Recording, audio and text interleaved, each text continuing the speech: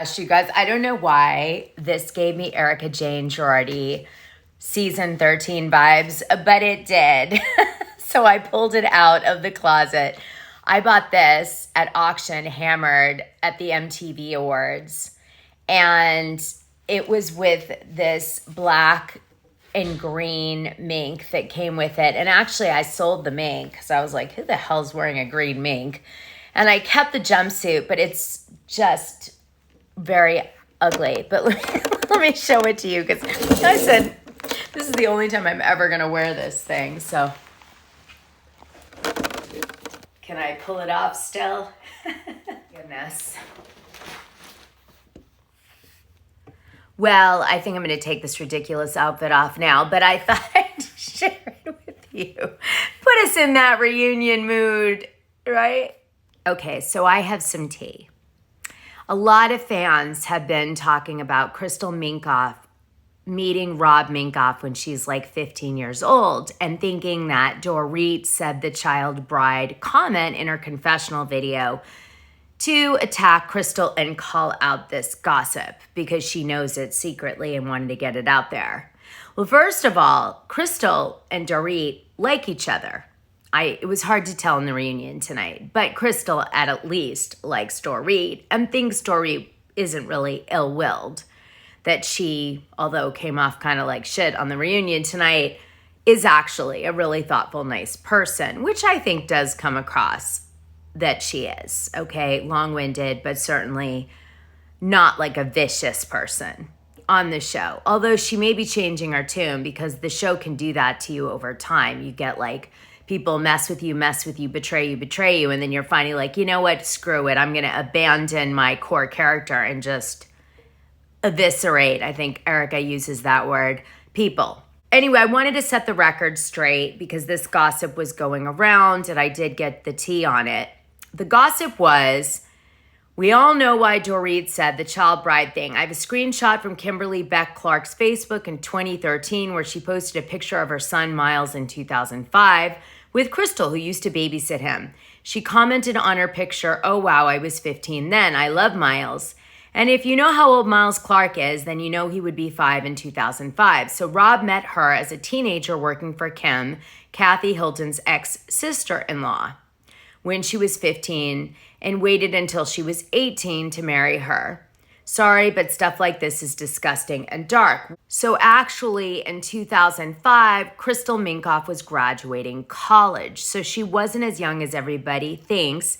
And Crystal did not comment, I guess, that she was 15 on that post. That was made up. Crystal and Rob met at a party. You guys know this. And there were like 40 people at the party, and Jason Clarke was one of the people.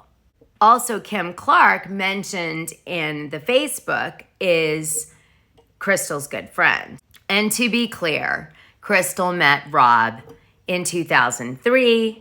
This was when they met, and she wasn't a bumpkin or a child. She was 2 years from graduating college. So for everybody that keeps hanging on to this narrative that Rob is like somehow dated her way too young, yes, there is a huge age difference between the two of them, but she was of age and a normal age to date an older man, and she certainly isn't the first woman in Beverly Hills to fall in love with a talented older guy that she falls for and has a family. And I think given the amount of years they've been together, it's fair enough to say that it was heartfelt romance, probably a lot more heartfelt than some others we're familiar with, just saying.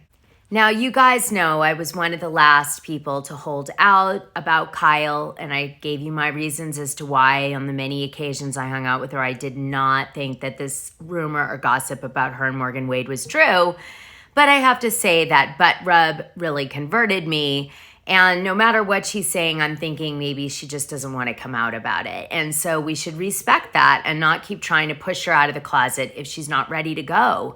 Because if she's not ready to go, it's because it might hurt her family and she's not ready to do that. And I think it's really unfair that people keep trying to do that. So I'm going to play these few clips and then we should really stop talking about this. I'm feeling bad. Here's Kyle addressing the butt rub that I mentioned earlier. I actually was looking at pictures. I was with Kiki and we both had our hands like that. And also when you're nervous, you kind of like, I don't know. I thought it was just stupid, honestly.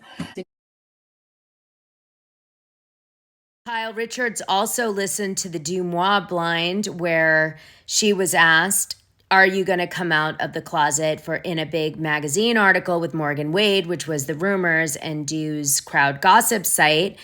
And Kyle shot him down. I'm so excited for this live. Is there any truth to the blind item on Dumois hinting you would be doing a magazine cover with Morgan? That is not true. That blind item is not about me. And no, that's not about, no. It's got to be about somebody else. So I wonder who it is. Now you have me curious. So this just happened. Dorit Kemsley came out against Crystal because Crystal said that Dorit kept everybody waiting for 2 hours at the reunion because she was doing TikToks and being a diva, which she's of course known for doing in the past on the show. And Dorit calls this nonsense. She says in a very long-winded statement on brand, what nonsense. Our arrivals were time-stamped in the first reunion episode. Crystal's claim that I was 2 hours late to set because I was doing TikToks is nothing more than another bold-faced lie out of her mouth. This is playing into the narrative, of course, that Dorit is very concerned about what the fans think, right? The entire cast and crew know that I had an unfortunate wardrobe malfunction with my dress. I didn't like the dress. So I'm going to say the whole dress was a malfunction, but that's just me. The small zipper, which closes the dress, broke, and the brilliant wardrobe team that were hired had no choice but to sew me into the dress, which didn't take anywhere near 2 hours. My TikToks were filmed after the reunion. You can see it was dark outside. I'll have to go look for those TikToks. Well, here's the TikTok video. She just posted this to go with her rebuttal against Crystal Minkoff. And as you can see, it's nighttime. So unless it's really early in the morning, which by the way, it could have been because I think they start at 5, Crystal could be telling the truth if it's early morning. But if it was late at night when it was over, then Dorit's telling the truth. We'll have to see. But Dorit has definitely said that Crystal's a liar. And I will be, of course, sharing that with Crystal. Now, I do want to give you guys a heads up that I'm dropping the most epic Andy Cohen video on Saturday. The first 3 minutes would break the internet if I released it out in public, and you'll see why when you watch it. But I'm not going to release it out in public, so nobody has to worry. PK's been spending a lot of time in Orange County. He has been, for many, many months doing this. There were pictures of him at like a birthday party at a fancy hotel by himself without Dorit. He's not been wearing his wedding ring around town, which I would say he doesn't do generally anyway, but I just want to call it out. Now, tonight, I'm going to tell you in a few minutes that Dorit said their relationship's better than ever, that PK's gone sober and hasn't drank in over a month, at least at the time of the reunion. And so, this has really changed his personality, etc. Now, I had mentioned that every time that PK attacked me, which there were many online because he can't help himself, I did think he was probably drunk because he was in London and it was late at night his time. And so I'm like, oh, PK's drinking. Here he comes, So I do think that he probably gets activated when he's drinking. And so maybe this is helping him. Who knows? Well, we did get some tea from Kathy Hilton tonight, although her main appearance didn't happen. She said that knowing Kyle Richards, Kyle's been contemplating the end of the marriage for a long time, and she'd say, based on her sleuthing skills of Kyle and Mauricio, that it's been 3 or 4 years that Kyle and Mauricio's marriage hasn't been doing well. And then she stops herself and says, I shouldn't say that. Actually, I shouldn't have talked about it. And they're like, too late, lady. And here's the cameras. So it's definitely making the show. And that was that. A lot of tonight's show was about Sutton Stracke and whether she has a drinking problem. And we were just listening to her kind of say to Kyle Richards, listen, you know damn well you came for me this season and you implied I had an eating disorder and I was drinking alcohol before 10 a.m. And Kyle just kept denying and saying, I never said that. I did think you might have like an eating issue, she implies, but I never said a drinking issue. I would never do that. And she's like, you did, you alluded to it. And then they cut to the scene where it was Crystal, Kyle, and Dorit talking smack about Sutton and her drinking and saying she drank before 10 a.m. But we all know in gossip land that Kyle Richards definitely thought and gossiped with the cast members for many seasons, not just this season, that Sutton Stracke does have some sort of drinking problem, she felt, because she started drinking so early in the day. All right, and maybe also, as Teddy mentioned, carrying alcohol in her purse. So I just wanted to say that is definitely coming from Kyle, and it was definitely gossiped amongst the ladies about Sutton behind the scenes. But is it true? And, you know, I can't comment on that. And on the show tonight, none of the women really could either. None of them were brave enough to actually call out like, oh, well, on this day, besides the name 'em scene, you know, I saw you start drinking at 10. I thought that was weird. Or I felt like you came to the show a lot drunk, carrying booze in your purse isn't normal. Nobody went there or they cut it out. I don't know. But that definitely was not like established.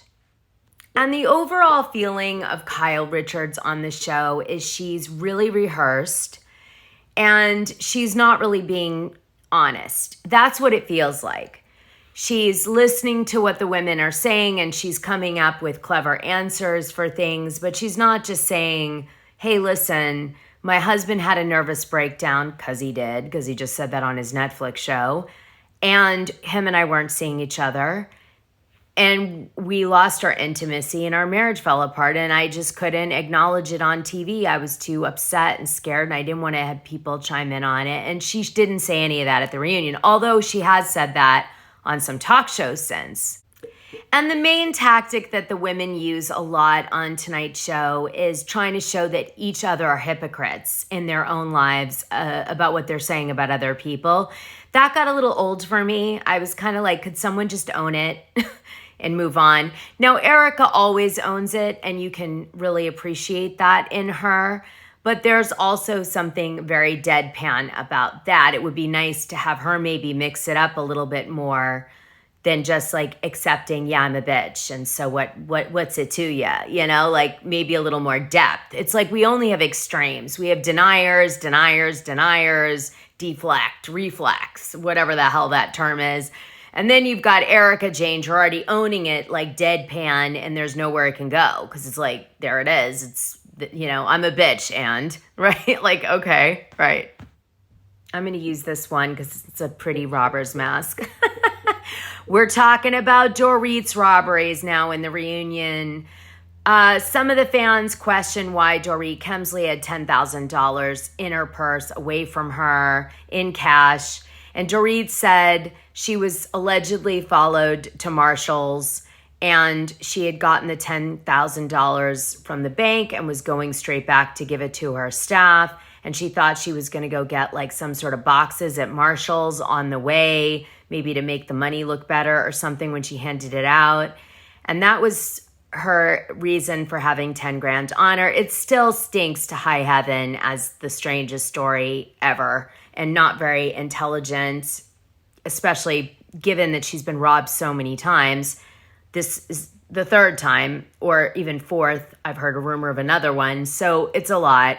But anyway, then we have Garcelle being very brave, taking on the fans, which was huge, and saying, listen, I don't get your other robbery either because you kept all of your jewelry. That's your primary jewelry. But yet all this other jewelry gets stolen. And the guy leaves your cell phone at your request at the gate, which would help you catch him. So I don't get it. And then Andy chimed in. He said, well, maybe he was worried about being tracked and he was going to toss the phone anyway. And that was like a lifeline that Dorit really needed. And Dorit's like, I begged him to do it because I wanted to call my husband right after, and they seemed to feel for me and give me the phone, or at least this one guy did, as a mother. I'm thinking to myself, I mean, what kind of robbers are these? Like Hallmark card robbers? Like 1 minute they're going to shoot her in the head, remember? She's like, they point the gun at her head and they're like, I'm thinking about killing her. And the next minute they're like, oh, we really want to make sure you can call your husband after we rob you. Huh? So we also find out that Dorit does not have a prenup with PK Kemsley, and she's like, of course I don't, because he was bankrupt when I met him and we got married. So that was good that she at least acknowledged that. My only advice for Dorit, because I know I seem like I'm dragging her a lot tonight, but it was just the way the reunion went down. You know, she should make sure she knows where his assets are. She might want to check Florida. Then Andy brings up the pretty woman scene and says Julia Roberts criticized the scene because he should have said he was taking the necklace back or something like that. And then Dorit seemed confused by Julia Roberts' criticism because she was like, we copied the movie exactly. And Andy just looked at her blankly and we just moved on. And things for sure, Dorit and Kyle's relationship, as it has been, is on ice for a while. They said on the show, we're going to take a beat before we come back together. Kyle tried to be like, oh, we're fine and move on. And Dorit's like, no, we're not. And I'm going to take a beat. And the truth is, Kyle's been taking a beat for a while before tonight's show. So that was all for acting. And I think Dorit just got tired of acting and was like, you know what? I'm not going to act like we're friends anymore. And that was really what came out of part 2 tonight with Dorit and Kyle that was big. Still brought up that Tom Girardi was deemed able to participate in his defense in his trial, although his position was that he had Alzheimer's. And Crystal was like, it's really strange to me that they did all these studies and everything, and he still seems like he could function in a way to defend himself in a trial. She's like, most Alzheimer's patients that are like 5 or 6 years in, like you're suggesting he wouldn't pass those tests. So something's off. And she basically calls Erica a liar or him a liar. And we see that go down. Then Andy brings up that Erica met with the victims for a special, Housewife and the Hustler 2. And she says, I had my reasons to meet with them and my lawyer told me to do it. And it turns out that she was just trying to get information from the victims, not really make them feel better, and also have them see her as a real person. And she said, I found out that some of my money came out of a client account, which I didn't know, for a paycheck. And she said, that was news to me. So this was really her gaining information from them versus giving them peace. I mean, she's insane. That's why I'm not watching her damn show tonight, because I will not support it. It's so stupid. Plus, I don't want to see her rip off Madonna, which is obviously what she's doing. Shameful. But we find out tonight what Andy's angle is, and he makes it clear. He says, everybody loves a comeback, Erica. And just at that moment, as I heard him say the words, I said that is what this is to him. He wants to show the audience a comeback because he believes that's ratings gold. And that's why Andy brought Erica back on the show, because her demise was awesome. And now he wants to bring her back because he believes that taps some sort of audience psyche. Then Andy Cohen brings up that Erica Jane Girardi looks like she has a sugar daddy in Vegas who gave her like $700,000. And what does she say to that? And she's like, oh, him? He's my personal attorney. And he was like, do you have any friends that stood by your side from when Tom Girardi was with you? And she's like, only one, my personal attorney. I'm like, yeah, right. What does that tell you guys? Personal being the key word in that sentence. And Marie comes for Sutton after Andy gives her the bait, which is that Sutton Stracke said she makes $300,000 a month in alimony on Watch What Happens Live, which we all knew. And that she seemed to be bragging about it. And Anne-Marie went on her high horse, all my rich, powerful celebrity friends don't talk like that. I mean, this was just like Camille Grammer 2.0. Give me a fucking break. It's been done, Anne-Marie. Get your own shtick. And Sutton tries to defend herself on making fun of the cost of Erika Jayne Girardi's seats for her show. Her concert that Bravo is now doing a special about, which obviously Bravo was trying to hurt Sutton in this edit because she put down a show that they're doing a whole, special on. So this wasn't playing by Daddy's storyline. So she got a little slap for that. And so Andy made her admit that she was joking, but it was a drag and it wasn't her trying to defend Erika when somebody said the tickets were $1 and Sutton said, no, I've seen them for $7. Anyway, I loved it. I didn't really get to the bottom of Magic Mike, except that it was just too graphic for Sutton to handle, and it really turned her off. And the evening wasn't what she thought it was going to be. She thought that they were going to just throw dollars at guys or something. She didn't realize it was going to be theatrical, and it was just too explicit for her. And that's what she said, and they seemed to accept that, and we moved on. It was, what you'd expect a part 2 to be like. Even Andy Cohen yawned. Being able to have that banter with my friends. Am I boring you? I didn't have the desire. Am I boring you? No. I've had an incredibly difficult last 2 years. Don't you dare. Dorit scene again, third time. But yet she still comes back every year, so can't be that boring. Although maybe to some of you she is, maybe she isn't. What do you guys think? Is she boring? You tell me. And on that note, let's upload this sucker. Like, subscribe, and hit the notification button. And you guys, you're in for such a treat on Saturday, my patrons. By the way, if you want to join, link is in the description. We have so much fun in there. We chat. We have a really cool chat.